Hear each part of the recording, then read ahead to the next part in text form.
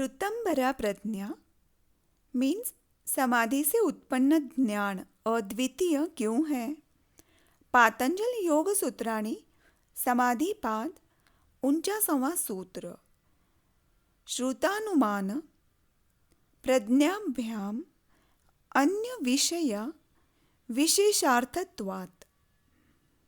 सूत्रार्थ ऋतंभरा प्रज्ञा मीन्स समाधि से उत्पन्न ज्ञान शास्त्र और अनुमान से प्राप्त जो ज्ञान है इससे भिन्न है क्योंकि उसका अर्थ विशेष होता है। मीन्स वो अद्वितीय प्रत्यक्ष है।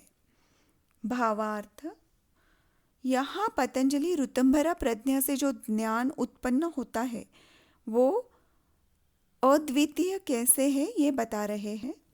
जो ज्ञान हमें शास्त्र पढ़कर या तर्क बुद्धि से होता है वो परोक्ष है, पर समाधि में जो हमें ज्ञान प्राप्त होता है वो प्रत्यक्ष है। इसलिए श्रुति और अनुमान पर आधारित ज्ञान से ये भिन्न है।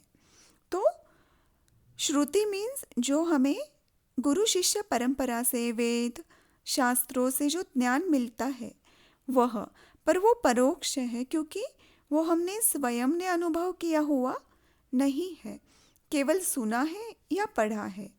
और तर्क बुद्धि के आधार पर जो हमें ज्ञान मिलता है उससे जो हम निष्कर्ष निकालते हैं वह भी हमारा प्रत्यक्ष अनुभव से नहीं है, वह हम अनुमान से निकालते हैं। तो ये भी परोक्ष है।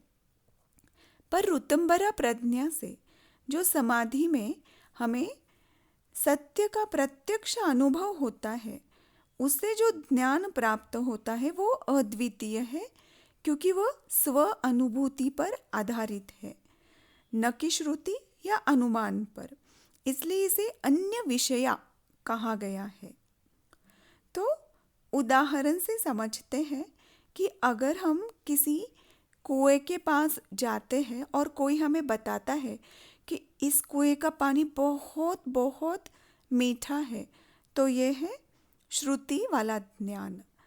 फिर हम सोचते हैं कि क्यों मीठा होगा, शायद नीचे झरने का या नदी का पानी इसमें आ रहा होगा, या कोई ऐसे रॉक होंगे, खड़क होंगे जिससे ये मीठा बन रहा है। तो ये है अनुमान। फिर जब हम स्वयं जाके उस कुएं का पानी पीते हैं और प्रत्यक्ष अनुभव करते हैं कि अरे ये तो बहुत मीठा है, तो ये है प्रत्यक्ष अनुभूति वाला ज्ञान। इसे ही ऋतंभरा प्रज्ञा कहा गया है। तो हमेशा योग मार्ग का जो उद्देश्य रहा है वो केवल परोक्ष ज्ञान नहीं है, पढ़कर या चर्चा कर कर जो मिला वो नहीं है। तो योग मार्ग का अंतिम उद्देश्य ही अनुभव पे मिला ज्ञान है, अनुभूति है। धन्यवाद।